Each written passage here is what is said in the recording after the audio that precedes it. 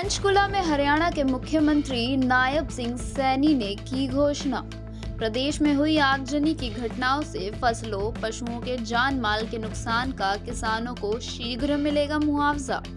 माधव गौशाला में श्री कृष्ण मंदिर के लोकार्पण उत्सव में सम्मिलित हुए मुख्यमंत्री। गौशाला के लिए 21 लाख रुपए दान करने की घोषणा की। साथ ही शिक्षा मंत्री महिपाल ढांडा और कृषि मंत्री श्याम सिंह राणा ने भी 11-11 लाख रुपए देने की घोषणा की।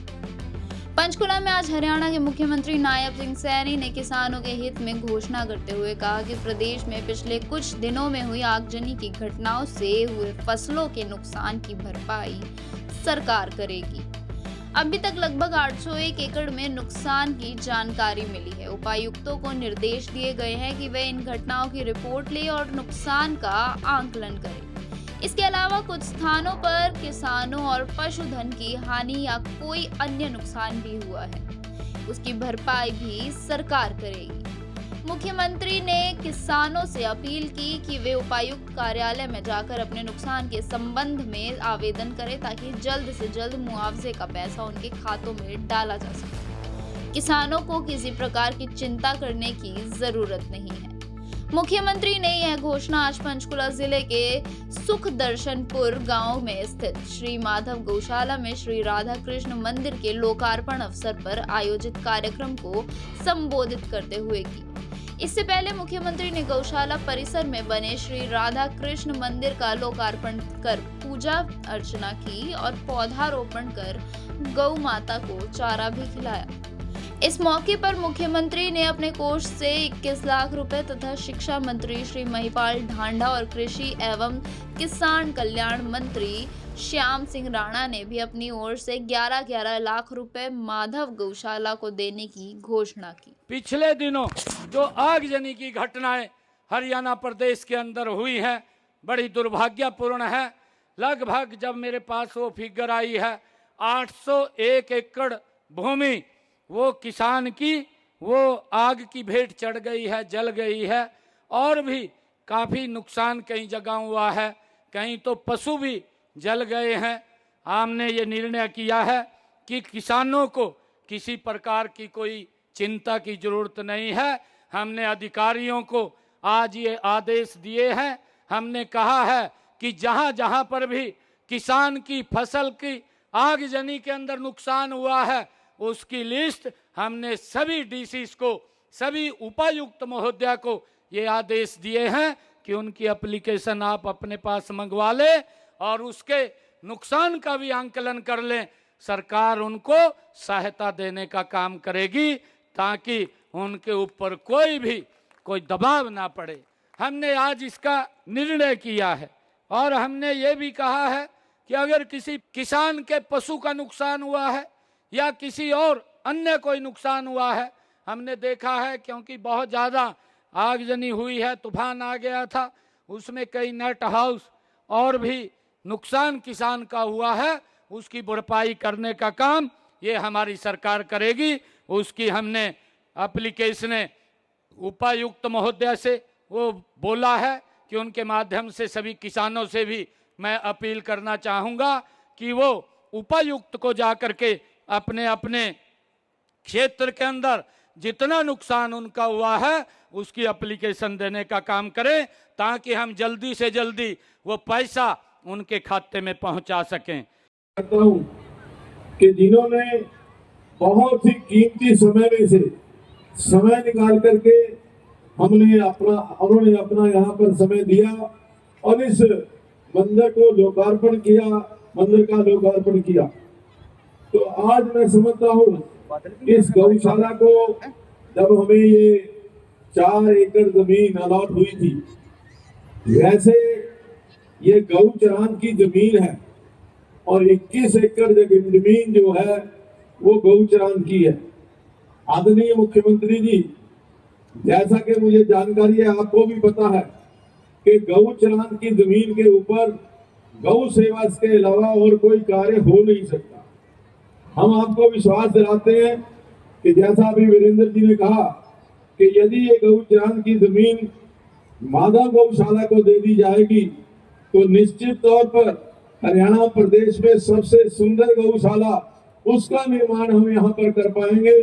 और गांवों के लिए चारा, जो गौचरान की जमीन के ऊपर हम बीज सकते हैं, उसको हम बीजने में सफल होंगे ताकि गायों को अच्छा चारा मिल सके।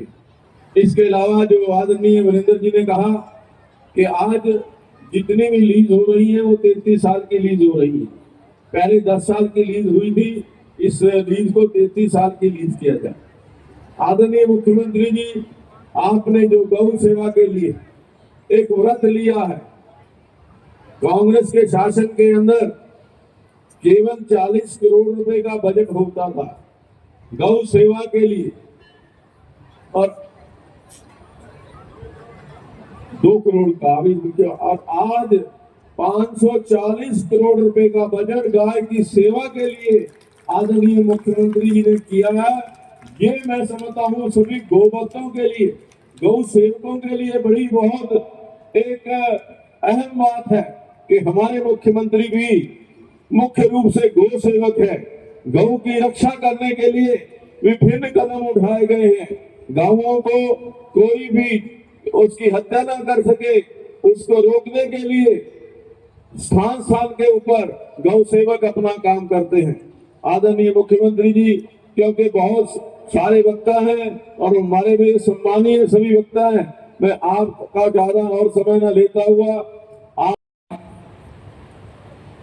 एक महान कार्य, एक महान उद्देश्य के निमित्त यहाँ सभी एकत्रित हुए।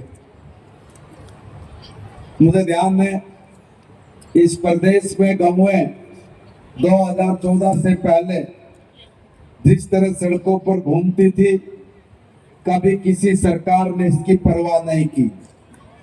पहली बार आदरणीय नरेंद्र मोदी जी के नेतृत्व में जब इस देश में और इस प्रदेश में, हरियाणा प्रदेश में मनोहर लाल जी की सरकार बनी, तो हमने हरियाणा की विधानसभा में पहला कानून बनाया कि एक तो गऊ को आवारा पशु नहीं, बेसहारा पशु, और इस बेसहारा पशु को सड़कों पर किसी भी कीमत पर ना फिरने दिया जाए, इसकी कोई व्यवस्था की जाए।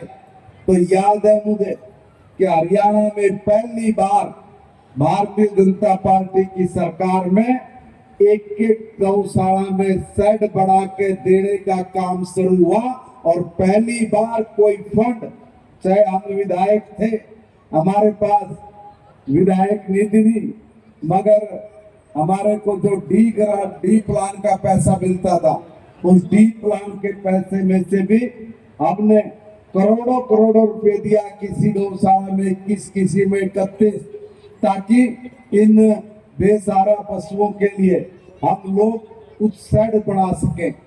भला वो माननीय मनोहर जी का, माननीय नायब सैनी जी का, कि इन्होंने एक मुश्त निर्णय लिया कि गाय के लिए स्पेशल एक बजट का प्रावधान किया गौशालाओं के लिए, जो कभी आज से पहले था ही नहीं। और अब उन गौशालाओं का जब बजट में प्रावधान किया, तो हर गौशाला में हर साल लाखों रुपए उनके चारे के लिए भेजने की व्यवस्था अगर देश में किसी प्रदेश में है तो वो हरियाणा प्रदेश में है। इसके लिए मैं आदरणीय मुख्यमंत्री जी का अभिनंदन करता हूँ, स्वागत करता हूँ कि मुख्यमंत्री जी, ये एक भी गौ हमारी सड़क पे ना रहे, और इसके लिए मैं आप सबका भी बहुत अभिनंदन स्वागत करता हूँ कि समाज के बगैर हम लोग इस कार्य को पूरा नहीं कर सकते। कि माधव गौशाला चैरिटेबल ट्रस्ट में आज इस शुभ अवसर के ऊपर श्री राधा कृष्ण मंदिर का लोकार्पण भी हुआ है। भगवान श्री कृष्ण और राधा आज इस भूमि के ऊपर विराजमान हुए हैं। इसके लिए मैं आप सबको बहुत बहुत बधाई देता हूं, शुभकामनाएं देता हूं। मेरा ये परम सौभाग्य भी है कि शिवालिक की गरिमालाओं की गोद में श्री माधव गौशाला में आज भगवान श्री कृष्ण का रूप आज यहाँ विराजमान है। इसके लिए आप सबको बहुत बहुत बधाई। मैं इस अवसर के ऊपर भगवान श्री कृष्ण के चरणों में शीश नवा करके प्रणाम करता हूं और आप सबको इस पावन मंदिर की स्थापना के लिए बहुत बहुत बधाई और शुभकामनाएं देता हूं। आप सब महानुभाव को मैं दोनों हाथ जोड़ करके प्रणाम करता हूं, राम राम करता हूं। आप सब जानते भी हैं और गौ माता का एक अत्यंत गहरा और पवित्र रिश्ता संबंध रहा है। उन्होंने अपने बचपन में ही जीवन का एक बड़ा हिस्सा गोकुल और वृंदावन के ग्वालों के रूप में बिताया है। वे गाय चराया करते थे और गौ सेवाओं को वो अपने जीवन में एक धर्म के रूप में मानते थे। मुझे खुशी है कि इस गौशाला में राधा कृष्ण का मंदिर बनने के बारे यह बात चरितार्थ होती है कि जहां गौ माता की सेवा होती है वहां भगवान श्री कृष्ण स्वयं वास करने लग जाते हैं। ये हमारे लिए बड़े गर्व की बात है। गौ सेवा श्री कृष्ण की बाल लीलाओं की एक प्रतीक है। मंदिर बन कि भगवान श्री कृष्ण जी के दो प्रसिद्ध नाम हुए हैं, गोविंद और गोपाल। गोविंद का अर्थ है गायों के रक्षक और गोपाल का अर्थ है गोपालक। गायों से उनका रिश्ता कितना आत्मिक और घनिष्ठ था, ये हमें उनकी जीवन की लीलाओं से ये पता चलता है, हमें उनसे प्रेरणा मिलती है। मुझे ये भी खुशी है कि इस गौशाला में श्री राधा कृष्ण मंदिर की स्थापना से इसकी पवित्रता कई गुना बढ़ गई है। को माता माना गया है और वह धन, धर्म, आरोग्य और करुणा की प्रतीक मानी जाती है। श्री कृष्ण जी स्वयं इस भावना के प्रतीक बने कि उन्होंने यह सिखाया कि गौ माता का सम्मान करना धर्म, मानवता और प्रकृति का सम्मान करना है। ये हम सब के लिए बड़े गर्व की बात है कि श्री कृष्ण जी का जीवन हमें यह सिखाता है कि गौ सेवा एक योग्य है, एक ऐसा कर्म है जो आत्मा को प्रभु के करीब लाता है। उन्होंने दिखाया है कि जब हम प्रकृति, पशु और समाज के साथ करुणा से पेश आते हैं तो हम सच्चे अर्थों में धर्म के मार्ग पर आगे चलते हैं। ये केवल गायों से ही नहीं, बछड़ों से भी अत्यधिक स्नेह करते थे।